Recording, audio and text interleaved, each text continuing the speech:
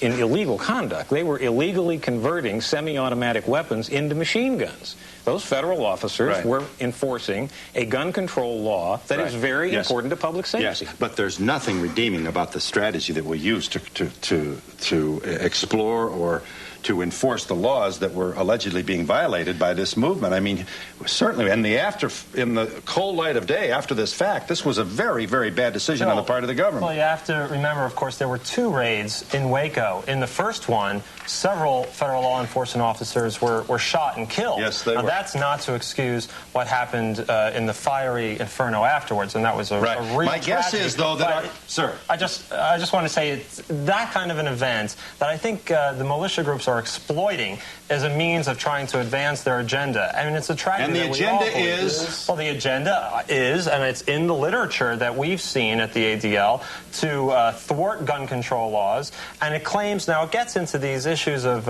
privacy, but then I begin hearing all this sort of stuff about the New World Order and a one-world socialist government. And that's, I think the American people kind of know how to judge that. I assume that if federal agents, full flak jacket and all helmets and full regalia, invaded your private space, you would have responded in the same way that Koresh's people did on the occasion of the first raid. Can I make a correction? There's a question out on the table. You don't like my questions? Would you respond? No. You would not shoot him? No. If they come with a legal warrant, then that legal warrant should be served properly. They should come and knock on your door.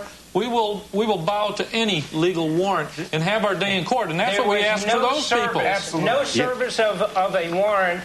In the Koresh situation, there was no service. It was premeditated, and those of you that want to really find out about it, contact us at Knox in Montana, and the militia, and we have the tapes and documentations, like the ordering of body bags before they even went in there. Over here, please. I live an hour from Waco, Texas, and it scares me to death that that's in my backyard. And the reason that happened is because people believed and listened to people like you. And those people believed it, and they're dead now, and their children are dead because they had no choice. Conspiracy brewing, that lives were in danger. Exactly, and they were right, because they went in and killed them after they conspired to do it. What they were doing was illegal. They've proven it. Every single week and tell me concerning Waco that if they had a choice with hindsight, that they would have walked between the guns of the ATF and the FBI and stood between them and the compound and given their lives, if necessary, to save those children. And these maneuvers in the woods, the regalia, the camouflage outfit, the training, is all in preparation to ensure that Waco doesn't happen to you. Do I speak the truth? To ensure your freedom under the Constitution that already exists. Bill, you're right. I don't know if you've read it recently. Thank you. Appreciate your direct answer.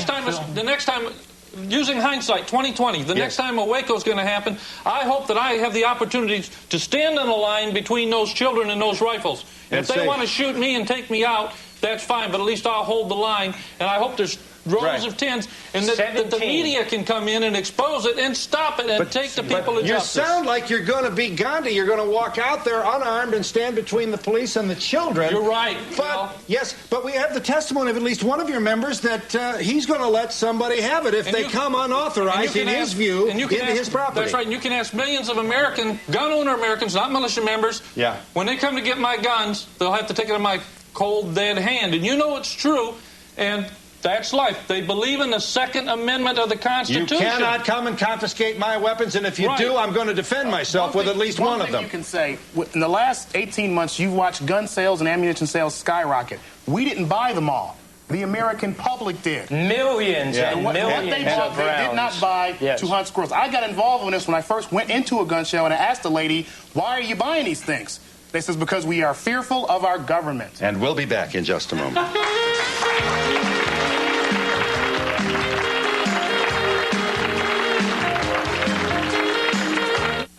Yes. Got much time now. What I think you're doing is preying on people's fears and creating the same tensions that created when we had Hitler's Nazism. I have read the Constitution. I've read all of it. What you're trying to do is twist it to your own means. You do not know what we're trying to do. You yes, don't know us, ma'am. Well, you don't know me, but I do know that we do need laws against guns. I detest any more than fascism and Hitler's Nazi. You don't know us. I talked to Dick Lobenthal from the Detroit area ADL, and he told me that every fascist government starts out with a democracy with a constitution suspended temporarily. Hitler's Germany, folks. Over here, please.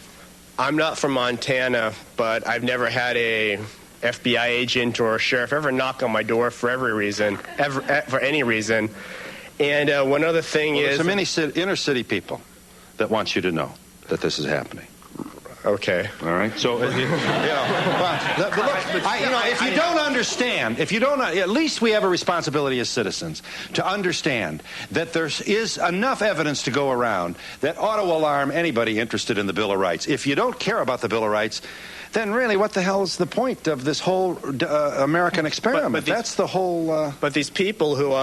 I think it's called paranoia, and the best cure for that would be a nice little shot of Prozac. That could take care of their for a while.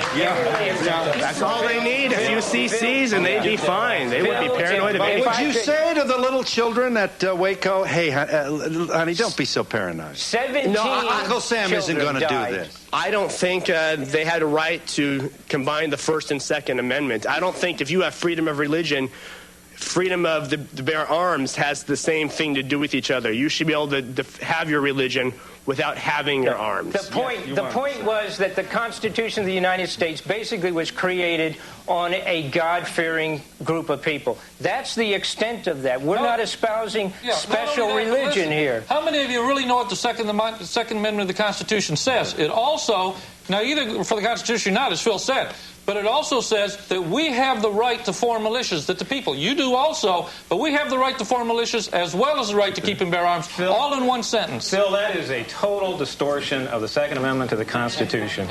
This guy doesn't have the foggiest idea what that amendment means.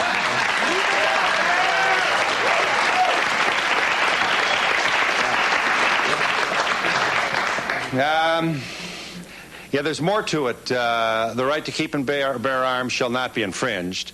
And also the establishment of a militia is declared. Well, notice it says a well-regulated militia necessary to the security of the state. The militia is a military force of state government, not a private army. No, the Second Amendment is in the Bill of Rights. The Bill of Rights for guarantees to the people, not to the government. Please let me say that we have on the stage represented 3 states in which there is militia activity. Considerable amount of it. The New York Times has reported on your states and others. Florida has considerable militia activity. I think the Mr. Fletcher, he of the many photographs, and now here he comes with a report, would want to say that what, half our states now have militia activity? No. Probably. Probably what? Probably. Phil, I'll give you a fact. I have 48 states that have militia activity, 25% of the counties, and I can document every one of them. And we'll be back in just a moment.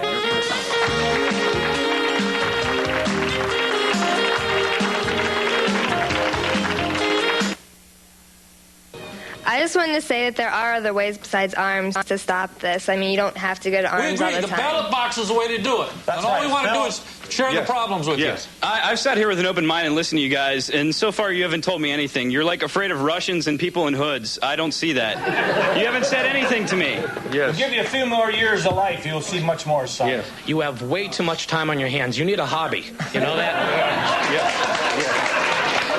I'm sure I could get a lot of people to join my organization, too, if I could give everyone a gun, and especially gentlemen, I know they like this, to run around in the woods and shoot them and play war games. Bring many ladies in our organization. If I might point out, those of you that don't quite get a handle on it and don't quite understand it, contact us there in Knox, Montana, and we'll give you things such as examples of Bill Clinton's emergency rules that he just laid down June the 3rd.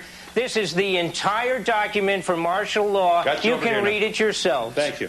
So where are all the women on the stage? Yeah. You have women? Are women part of the militia? Absolutely. Our board member's an 87-year-old lady. What do the women do? Do they identify...